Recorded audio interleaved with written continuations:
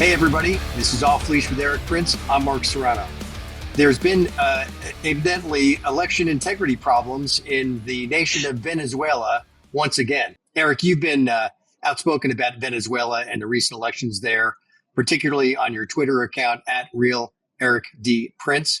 And what people I think don't realize is 9 days, 10 days later after this sham election, there's still uncalm and unrest in the streets of Venezuela.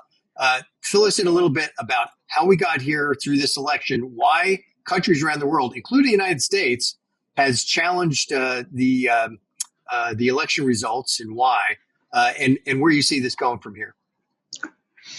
Well, this is a sad case of you can vote in socialism, and unfortunately, you have to almost shoot your way out of it. The left elected Hugo Chavez years ago, and when he died, it passed off to this guy Maduro, Nicolas Maduro, and Maduro has stolen two elections previously where clearly the opposition has won, and Maduro just stays in power and claimed that they won, and employs very thuggish tactics of secret police and intelligence and military to crush any opposition. In this case, the opposition got together already last December, and they, with actual active resistance by the government, they did a primary, and a woman named Maria Corina Machado won. She's in her 50s. She's a civil engineer, mother of two kids, and a real libertarian, pro-free market person. And the government banned her from running with some complete nonsense charges. They made it impossible for her to campaign. If she went to a restaurant, the tax police would close the restaurant the next day. If she went to a hotel, the tax police would close the hotel the next day. Literally made it impossible for her to move anywhere.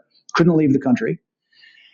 And so another guy ran, a kind of a grandfatherly figure, as kind of the surrogate for her. And he won overwhelmingly with like 70% of the vote versus 30 for Maduro.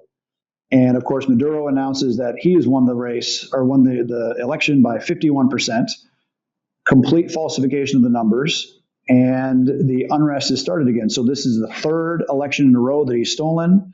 I think the people have reached their limit, and there was a lot of calls to free Venezuela. And the amazing thing is there's already an arrest warrant by the DEA, the Drug Enforcement Administration, in the United States against Maduro for drug trafficking, $15 million bounty. And so between him and a few of the other gang that run that country, a narco-gang, I posted that if Joe Biden and Kamala Harris really want to support freedom and election integrity in Venezuela, they should up the bounties on each of those wanted figures to $100 million and sit back and let the magic happen. And apparently that responded quite well in Venezuela, because I have been direct messaged by thousands and thousands of Venezuelans asking to please come and rid them of this problem dictator.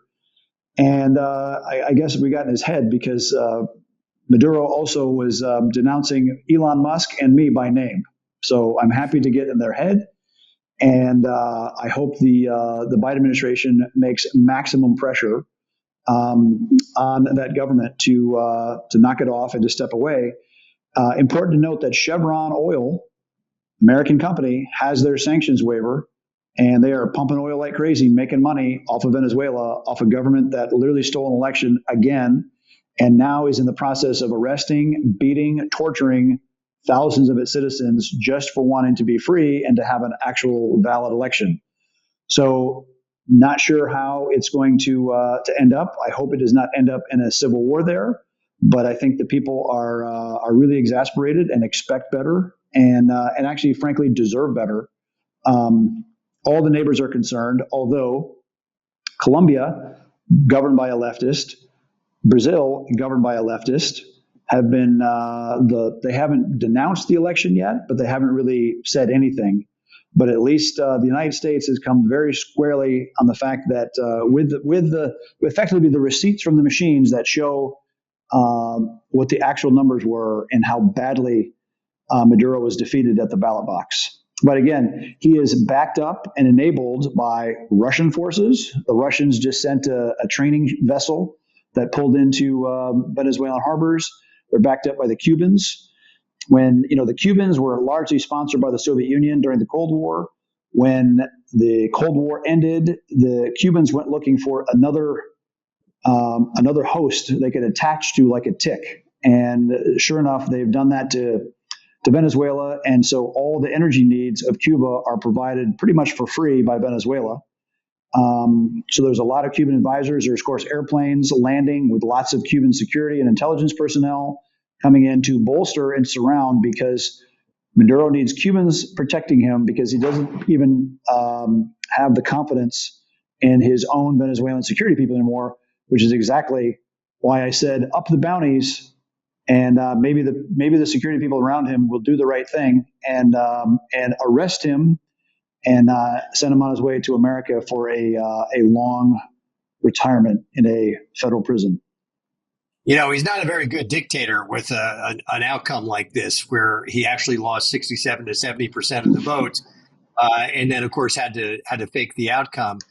Mathematicians studied the outcome, and they determined that this specific outcome, with 51% of the vote going to Maduro, had through simulations that they ran, had 1 in 100 million chance of happening. So it seems like the international community, other than, as you note, Russia, Cuba, and others, is fairly unanimous that this was a completely rigged election. What does this mean, though?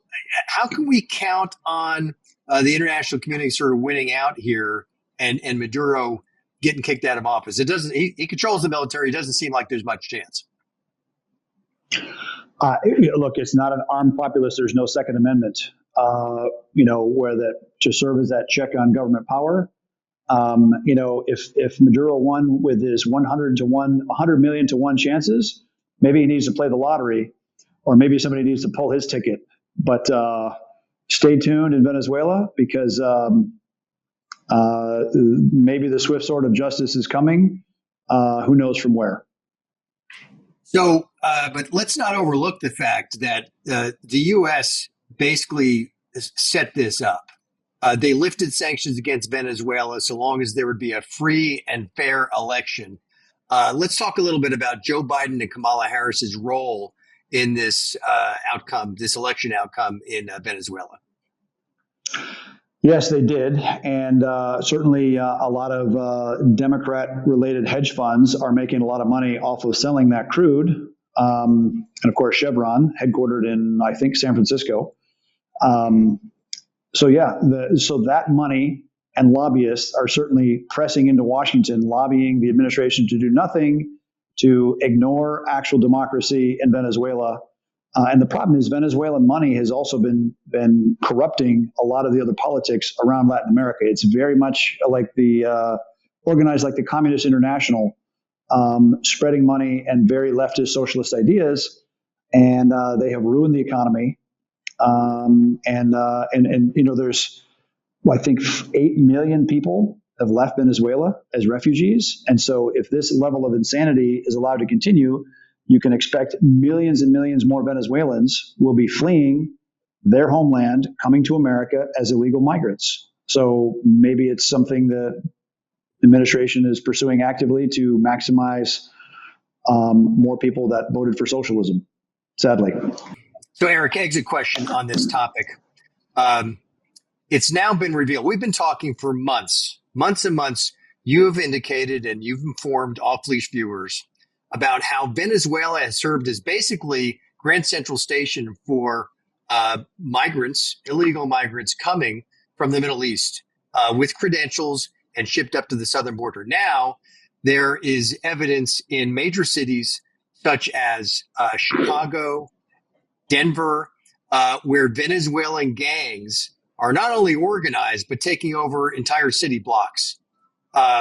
This is the consequence of Biden-Harris policies, not only with regard to Venezuela, but with regard to our southern border. And now we're seeing proof that Venezuelan gangs are wreaking havoc in American cities. Exiting on this, Erik, how can new policies in Venezuela and our southern border spin this thing around? Sure. There was tens of thousands of Iranians and other Middle Easterners flew to Venezuela, pick up Venezuelan documents, and march northward. Yes, and Maduro also opened his prisons, sent his murderers and rapists and thieves, so he doesn't have to store them anymore. Now they're free to predate on American citizens. So yeah, this is a mess, and so Venezuela needs to get its actual democratic representative legs underneath it again, and they need to fix that sinking ship. And the first step to do that is to remove the Maduro cartel, a drug gang, from power.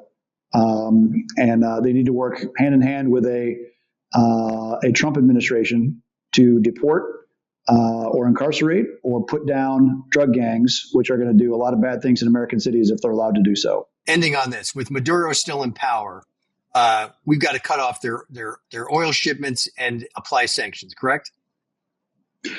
Yes, but they've gotten very smart at evading those sanctions, and they sell that crude to China, or they mix it, they blend it with Iranian crude. There's all kinds of nonsense that they've done. They got very good at being criminal. And so it's time to step up all sorts of pressure against this regime. Otherwise, they're going to kill their way to success.